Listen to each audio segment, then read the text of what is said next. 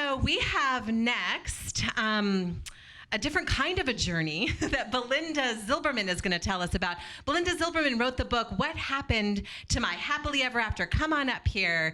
Belinda, the radical approach. We'll get your applause. I don't want you to miss your whole applause. What happened to my happily ever after? The radical approach to revitalize your marriage or divorce with love. Tell us about this book. Why did you write it?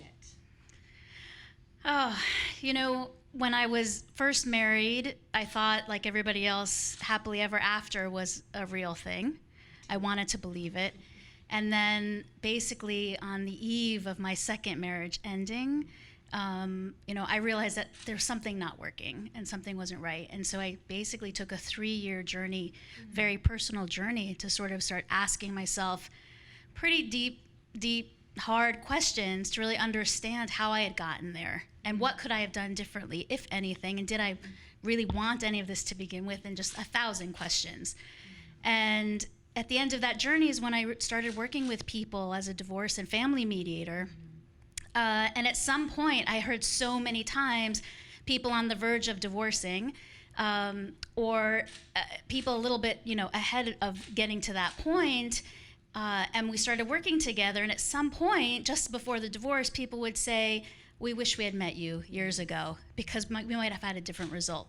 And as soon as I heard that enough times, I knew that I had to write a book about my process and see if there were other possibilities then. Yeah. I mean, you said it took you 3 years, right, to ask these questions and answer them because your book wasn't out there. Yeah. So what's so beautiful is when they can catch that moment, see your book at that time, and either move through whatever the next transition is in the right way, right? Yeah. So how does a person know that this is the time to pick up this book? Like, what's going on in their lives? That's such a good question. For me, if something like this had been around, I probably would have started reading it 6 months into my first marriage, to be honest. It's when you start getting those grumblings like, there's something off, I'm not sure I made the right decision, the happiness that we felt at the beginning seems to be fading, and it's that point in time where a lot of people just sort of say to themselves silently, usually, status quo.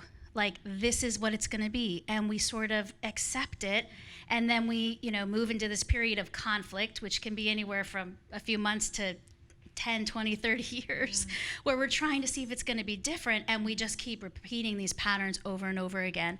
So I think for someone, it's really for anyone who has had that belief, happily ever after, realized it's not really quite like that, and wants to spend some time doing that exploration in a really intentional way, because in the end, what I truly believe is that what's more important than whether you decide to stay in your marriage or divorce, it's how you live it.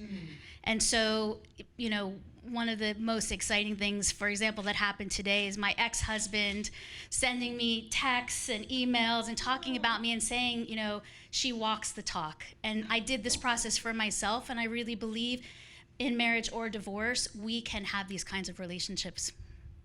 I'm crying now. That's so beautiful. What a beautiful, beautiful experience, and what a beautiful testimonial to this book and what's in there in the process that it will allow. So wonderful. So we have a question from Kim in Washington, D.C. for you about the writing journey. Kim wants to know how much of your book was written from your own personal experience. 100%. Part of the book is about my personal journey. Part of the book is journeying with others, with women, with couples, with families, with siblings. I live what I speak what I live. I think one of the most magical things that happened, not only in my journey as an author, but in my journey as a woman coming into her own and believing that, relationships were my thing, but I wanted to live them differently, was this idea that, I lost my train of thought. We're saying senior moment. Yeah. This happened the other day too when I was speaking. Senior moment. Yeah, you're just, Kim was asking how much of your book was written from your personal experience, and you're saying that you're telling your story, but you've walked this with so many people that it's so many of our stories. You can't, can you write a book that's not from your personal experience? Well, and that's true.